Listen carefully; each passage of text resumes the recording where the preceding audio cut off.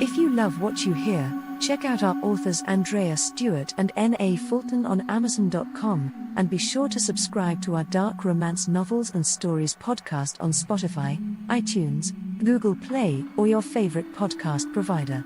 Learn more about us at AudioIron.com.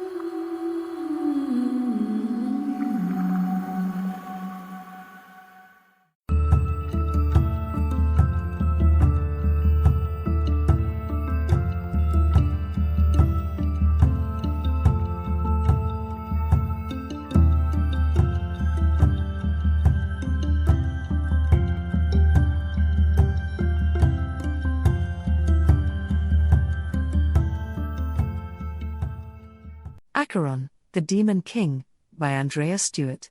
Find more great stories at AudioIron.com. Chapter 7. The next night found Mary in the loft of her barn.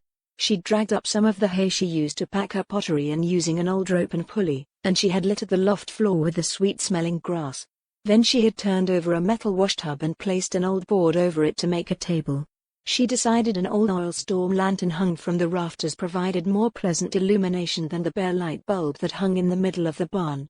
The night was warm, so she threw open the upper doors of the loft to reveal a sky full of stars. Her strange dreams and mysterious experience with the cards had left her uncomfortable in her house. It was as if she had invited 100 invisible guests over for dinner and they had never left. She heard Stuart's car, and moments later he entered the barn as if he knew he would find her there. "You've been busy," said Stuart as he eyed the masks littering every available bench and table on the first floor of the barn. Some were boxed up, ready to be shipped to America. Some were painted and glazed. Others were bone white and still warm from the inferno of the kiln. "Like them?" Mary asked. "I can't seem to stop making them." Stuart walked around the room as if he were in an art gallery, lifting one mask after another, eyes slipping over some to linger on others. "I'm sure Madame Bouchard would be pleased," he said at last. "I thought we might meet up here," she said. "The ladder is stronger than it looks, but watch out for splinters." Stuart, once again dressed in jeans and a loose cotton shirt, joined her aloft in a matter of seconds. "Do you mind?" she asked. "It's stuffy in the house." Now that she was looking around, she thought it might seem like she had arranged an area for romance rather than instruction. "Not at all," he said, glancing at the stars through the upper window. "I spent the day in class and in the library. I'm sick of being indoors." He settled himself atop the hay and his fingers went to a black leather bag tied to his belt. Mary sat tailor fashion across from him, putting her box of cards on the makeshift table. When she started to open it, he stopped her.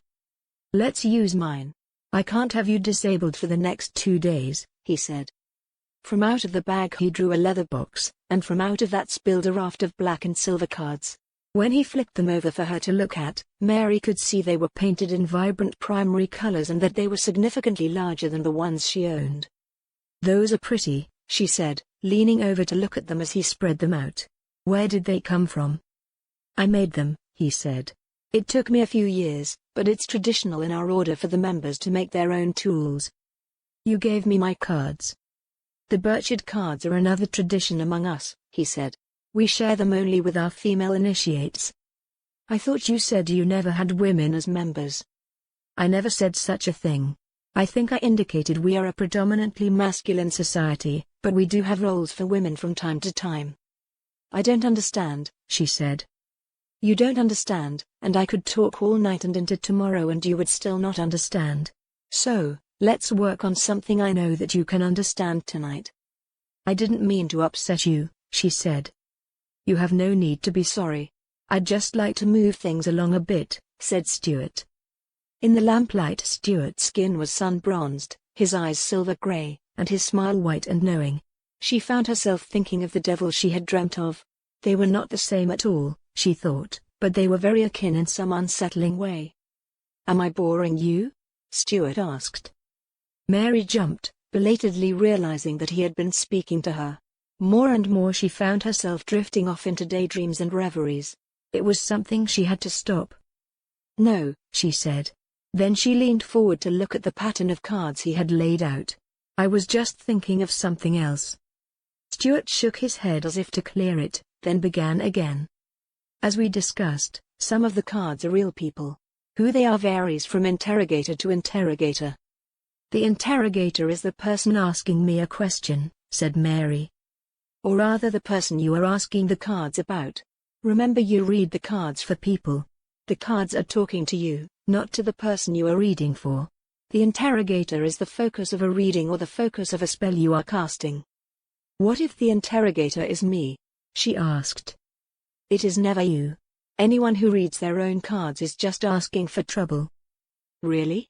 Why? She asked. Well, first, the cards don't like you asking them about your fate. Your fate is something you're supposed to make. It's like asking the waiter what you're having for dinner. Second, casting a spell on yourself is odd. So, what do I use them for? She asked. You ask the cards about the people around you, or you ask them to change the world you live in. You don't ask about yourself or ask them to change you. What about changing others close to you? She asked. In that instance, one must obey the old rule, be very careful what you wish for. Making someone kinder, or smarter, or more powerful may turn them into someone else entirely. How could that be? You know, he said abruptly, you ask a lot of questions. Do you want me to stop? No, but I'm hoping they will taper off at some point, he said with a grim smile. Maybe my head will fill up, she offered. For a moment there was silence as they stared at one another, then Stuart continued his lecture. Now, as I mentioned, some of the cards generally describe mortals like you and me. The face cards in the minor arcana fall into that category. Humans will be represented by the major arcana cards when they are under the direct influence of a deity. Like the lower, said Mary without looking up. What? He asked. Voodoo. The lower. They say spirits take over people. Like Baron Samedi. Stuart stared at her for a moment, then shook his head as if to clear it. You have dabbled in quite a lot of things, I see. New Orleans, she said. Remember the masks? I make them for Mardi Gras. I looked up voodoo in a book. What book? The Baron is an intercessor, not lower. Are you sure? She asked. Quite sure, he said. You haven't tried any voodoo spells, have you? No. Pins, needles, dolls, chickens. Nothing I'd be interested in. She waved her hand dismissively. Good, said Stuart. I don't want to have to detach any rogue elements you may have attracted. Now, what are the major arcana again? She asked. Stuart sighed as if displeased by the sudden shifts in the conversation, then began to speak. The fates can be thought of as mechanisms or situations which change the interrogator's position. The deities, as the name implies, are transcendental spirits. I know what the cards represent, said Mary. I mean, what are the emperor, empress, or devil? What do they represent? That's like asking what you represent, said Stuart, sitting back. You represent yourself, of course. So, the Pope is the Pope? Well, not the terrestrial one. At least not always. What's death? Death is death. And the magician? Are you telling me there is some sort of cosmic magician? She was irritated now. He said nothing for a moment, watching her. Are you trying to have magic without magic? He asked. Angels, devils, deities, spirits, are all rather the heart and soul of magic, don't you think? I don't believe in those things, she said. I don't believe in God, or the devil, or spirits or demons. The goddess? He suggested.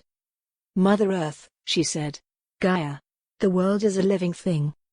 He studied her, clearly finding her more amusing by the moment. Well, since I'm the one teaching and you are the one learning, I suspect you might want some understanding of what I think. Not if it's fairy tales. That actually made him smile. Fairy tales, he said. Tell me what you think they are. Stories, she said. Fantasies people make up to amuse themselves. Deities, demons, fairies all have something in common, he said. An invisible world that influences, even controls, this one. You will never convince me that deities in the card actually represent real gods, she said firmly. Do you believe in atoms? Radio waves? X-rays? Of course. Why? You can't see them. But they can be detected. As can deities. That's apples and oranges. Atoms aren't alive. How on earth do you know that? He shook his head in disbelief. How do you even know what alive means? She stared at him. Let's get back to the lesson, he said. He lifted one of the cards, held it up so she could see it. It was the one she thought of as the Empress. Creation, he said. Mother love. Family. Wholeness. Completion. That which binds souls to earth. Okay, she said. The goddess. Exactly, he said. A powerful deity that creates the fabric of life itself. A weaver of matter, of DNA, that binds souls to flesh. This is nonsense, she said. She could feel tears starting. He had promised her true magic, and now he was telling her lies. Mary, he said gently. She is the mother of Beltane. You have seen her at work. She shook her head. That was not a person, she said. That was a spell. A spell that called upon a deity, he replied. I don't believe anything you are saying, she said. He shook his head and started gathering his cards. Are you leaving? Are you angry with me? Mary wondered where that left them. Since Stuart could not teach her what she wanted to know, did that mean she was free of her obligation? Did she want to be free of it? I'm not angry, he said. It just appears that you have to digest what you have recently experienced and what we've discussed tonight before we go on. In any case, we have other topics to talk about. Once he had packed his cards away, he reached into his breast pocket to remove a folded sheet of paper. He handed it to her. She opened it to reveal a page of text in Latin. She shook her head and handed it back. I could never learn that much before tomorrow, she said firmly. It took me 3 weeks to memorize a 5-line poem in school. She looked out the upper barn doors at the woods across the field and at the stars that filled the sky above them. Besides, I already said I wouldn't agree to be initiated naked, and you can't make good on your promise to teach me magic. Neither of us can make good on our bargain. Stuart smiled. First, Mary, you will be initiated. You agree to the terms of the contract. When she started to interrupt him, he raised his hand to silence her. Second, I've earned a chance to convince you the world is as I say it is, and not whatever you choose to believe in any given moment. Once again, she started to interrupt him, and again he silenced her. Finally, the words won't take you long to memorize if you start learning them now. You can't make me, she said, knowing she sounded like a wayward child. Yes, I can, he said easily. I am just betting I don't have to. I think this aversion to nudity is simply a sticking point that you will agree to get past. I will not. It's not as if you have never taken your clothes off before men, even men you haven't had sex with. When? When you go to the doctor. It is not the same. It is exactly the same. You don't question a doctor when he requests nudity because it's part of a social contract that he best knows how to treat you, he said. You will be initiated in the same way we are all initiated. You will come before us naked, and defenseless, and you will swear to serve us as we serve one another. Why should we treat you any differently than any other initiate we've ever accepted in the hundreds of years we've been accepting initiates? Hundreds of years, she said, making no effort to hide her disbelief. Thousands, he said, to be accurate. That is ridiculous, she replied. He was silent for a moment, then he said, I don't understand the problem. I could rape and kill you now, couldn't I? What are you talking about? The question was so shocking all she could do was laugh. We are alone. There's no one to hear you cry out. I'm much larger than you and I am much stronger. Are you insane? She couldn't believe her ears. Suddenly she was very aware of him as a man. What would she do if he decided to hurt her? I'm just saying that if you are safe with me now, you will be safe with me tomorrow night when you are initiated. Mary said nothing. It was true that he could probably tie her up and stick her in his trunk at this very moment if he were so inclined. That thought was not comforting, but the fact that he hadn't done so up until now was a good indication he wouldn't do it going forward. In short, she had trusted him so far. Why would she not trust him going forward? But then, he had never asked her to be naked before. I will make a unique concession, he said. If you don't believe we've been initiating people for hundreds of years by the time you make your oath to us, I'll let you revoke your contract. You'll let me out of our bargain, she said suspiciously. Absolutely. He smiled and added, "And I'll even let you keep those tarot cards which are, by any measure, quite priceless. But you will appear naked and you will learn the words. It's a good deal. You have driven a very hard bargain." Mary stared at him for a long moment, then she said, "Well, I'm a fool, but I'm going to agree." The idea of giving up the beautiful cards had troubled her, as had the notion of not being able to see the society in action. To be given both those things, and an escape hatch to this ridiculous contract, was enough to get her to go along with being naked before 13 very wealthy strangers. "But after that, the deal is well and truly done," Stuart warned. "Do you understand?" She nodded. "Say you understand," he said firmly. "I understand," she said. "Good. Because most people, if they are going to back out of our agreement, do it before they've written a contract in their own blood." He stood up, brushed straw off his pants, and moved to the ladder. "Learn the words," he said. Then he was climbing down the ladder. Once on the floor, Stuart took a moment to scan the dozens of masks that filled the room. "Where are these going?" he asked. "New Orleans," she said. "Mardi Gras." He shook his head and she could just make out a smile. "Well, they should quite enjoy that."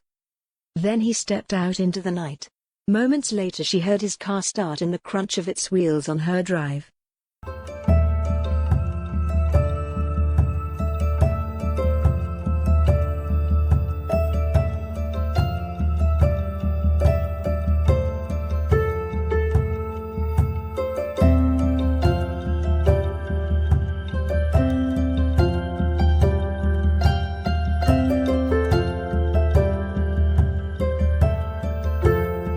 Voice recording and story copyright 2020 by Nancy Fulton.